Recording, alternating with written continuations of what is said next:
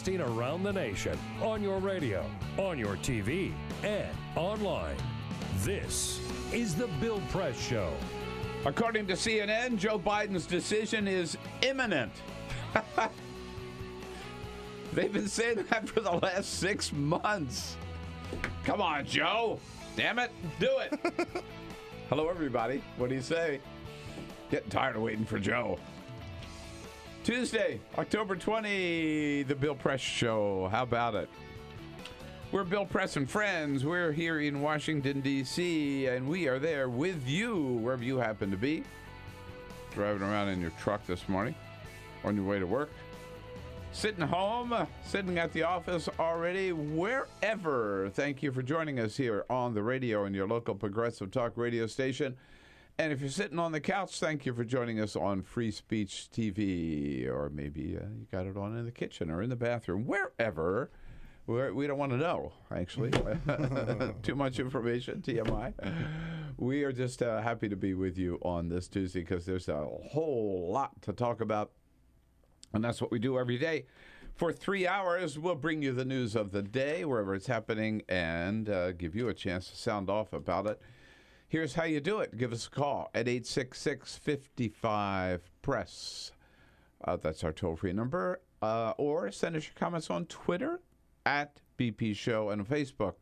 Befriend us on Facebook. Come on. Friends on Facebook. Facebook.com/Bill Press Show. Peter Ogburn and Jamie Benson leading up our team here. What do you say? Hello, Bill. Good morning. All right. Already Here we are. Tuesday. And Ray Rogers. She is there for your calls, to take your calls. 866-55-PRESS and Cyprian Volding. Rounding out our team on the video side for Free Speech TV and TawkrTV. Of course, everybody's still having fun. You know, we still haven't seen the lip syncing for the second Republican debate. I don't think maybe they did they it. decided The lip reading, the bad lip reading. They probably decided not to do it. I guess too bad. Whether they'll do the Democratic debate or not, we don't know. But Funny or Die had some kids play the characters for the Democratic debate. And, of course, they had a little kid play Lincoln Chafee. Remember the vote of where, how could you vote? How could you have voted that way? And Lincoln Chafee said, hey, I just got there. Governor Chafee, you voted for the very bill that made banks bigger. The Glass-Steagall was my very first vote. I just arrived. My dad had died in an office. You didn't know what you were voting for? I think you're being a little rough. It was my very first vote. Sounds like Charlie Brown. Yeah, he kind of does. It does sound like Charlie Brown, but he also sounds like Lincoln Chafee. It's like exactly word for word what Lincoln Chafee said. You're being a little hard here. Yeah, you've been being a little hard on me. You're hurting my feelings. As our son used to say, you're hurting my feelings.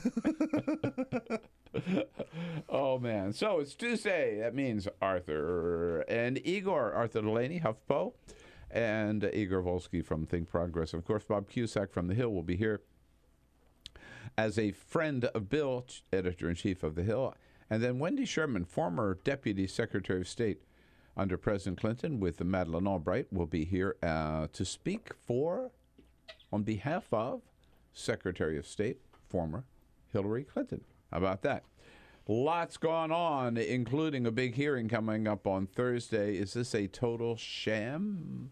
But first, This over to is you, the man. Full Court Press. Just a couple of other stories making news. Congratulations to astronaut Scott Kelly. Congratulations. Yeah, yesterday he broke the U.S. record for the most time spent in space. Really? Yes, indeed. Already? Already. Well, I thought he's some been. of those Russians have been up there for years. This is the U.S. record. This is the U.S. record.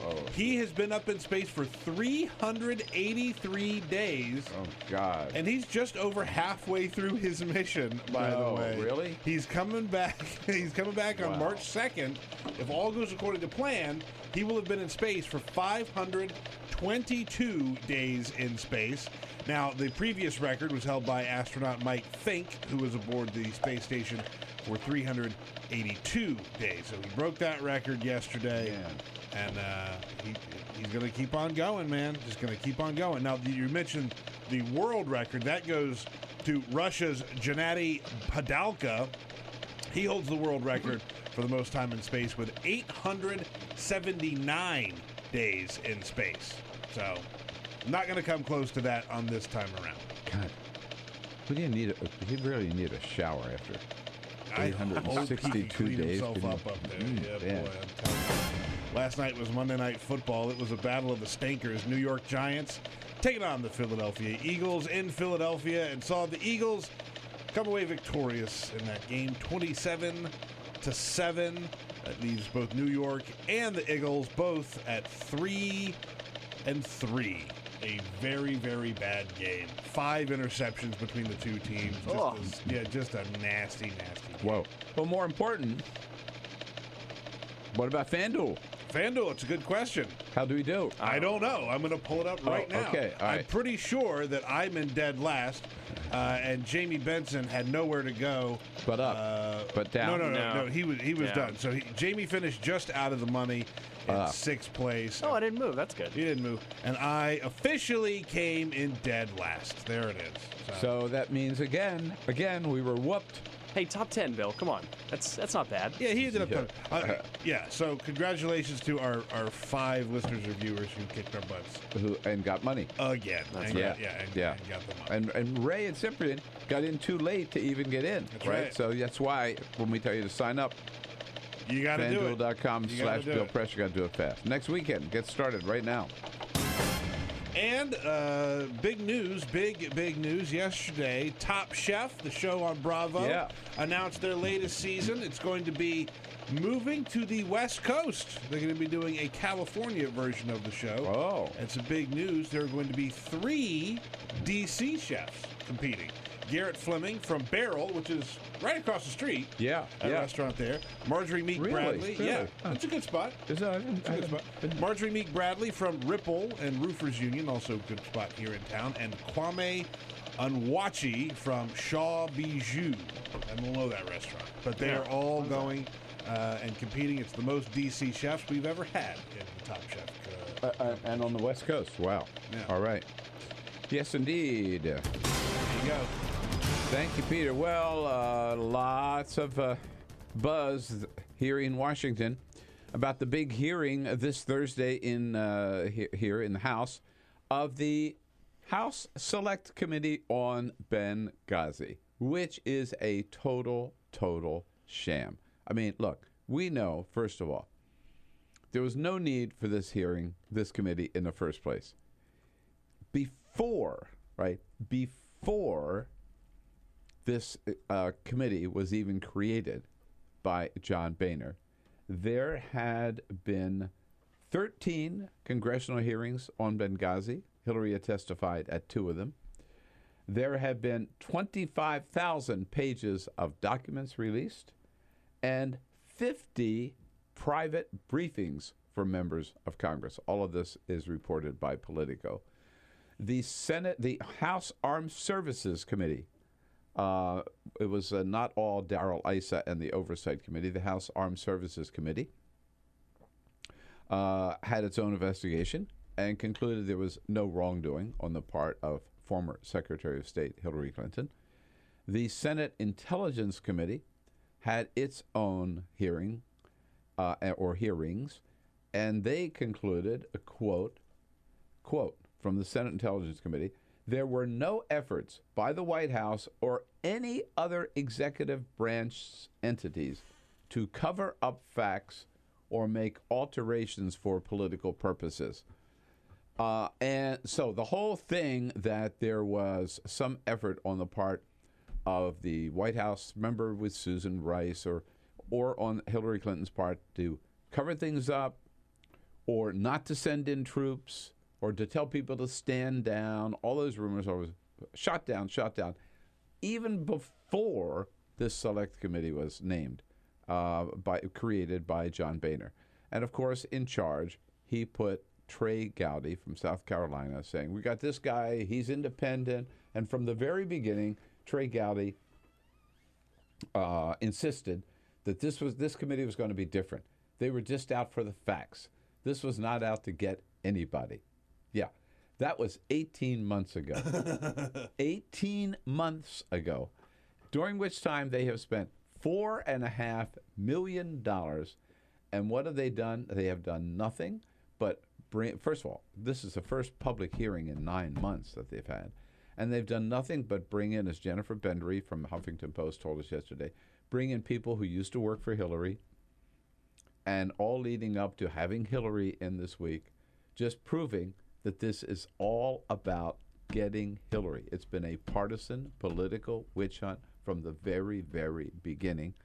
And not just my telling you that, right? We know that the cat was really let out of the bag by Kevin McCarthy when he went on Sean Hannity now a couple of weeks ago. I don't have to paraphrase. Let me read it for you right here. He said, quote, "Everybody thought that Hillary Clinton was unbeatable, right? But we put together a Benghazi special committee, a select committee.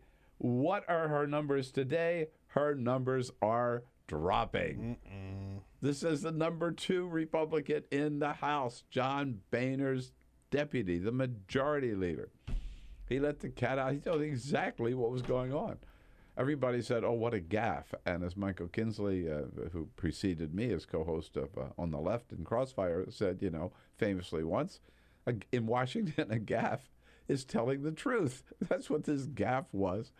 But he was followed. He wasn't the only one. McCarthy was soon followed by Richard Hanna, who's a congressman from up in New York State, who told a radio station up in Utica, New York, he said, he was asked about this hearing, and he said, quote, "This may not be politically correct, but I think there was a big part of this investigation that was designed to go after people and an individual, Hillary Clinton." He said it. Sits on the committee. He knows what it's all about. So this whole thing, it was unnecessary. It was a sham from the very beginning. It was a partisan political witch hunt from the beginning that you and I have paid for. So my question to you is, don't you think Republicans, isn't it clear what this really is? Just an attempt to discredit, to derail Hillary Clinton before she even gets a Democratic nomination, number one.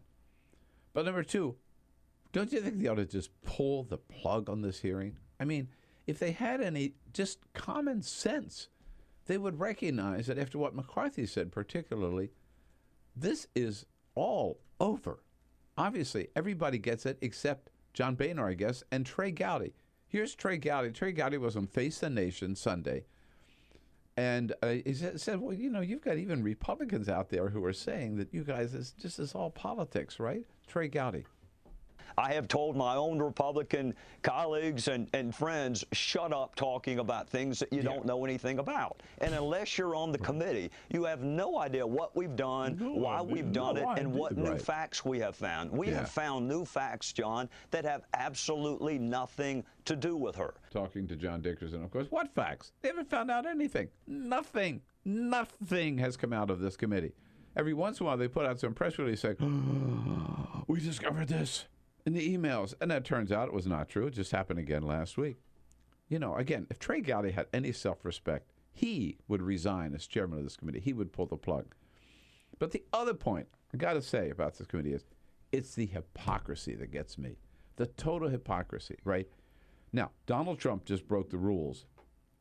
But for the last, how many years? 14 years, right? Everybody said, oh, no. Whatever we do, Republicans says, whatever we do, we don't blame George W. Bush for what happened on September 11 when 3,000 people died. Oh, yeah. But those bastards, right? They don't hesitate to blame Hillary Clinton for what happened in Benghazi when 4 people died, right? Clearly from a terrorist attack against our consulate in Benghazi. See the double standard? See the hypocrisy? Right? We have to protect George W. Bush, but they can attack. No, they don't attack Barack Obama because that's senseless. He's not running for re-election. They'll attack Hillary because she was Secretary of State and she is running for president. The whole Benghazi thing, again, partisan political witch hunt from the very beginning and a total double standard, total hypocrisy for them to try to lay this on Hillary Clinton. And they can't do it. And I'll tell you what's going to happen on Thursday. They're going to pounce. They can't control themselves. They will go over the line. They'll be ugly. They'll be obnoxious.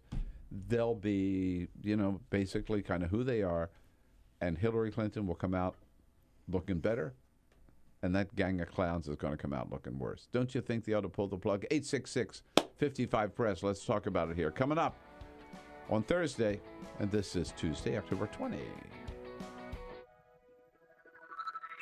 Connect with The Bill Press Show on Twitter. Follow us at BP Show and tweet using the hashtag WatchingBP. This is The Bill Press Show.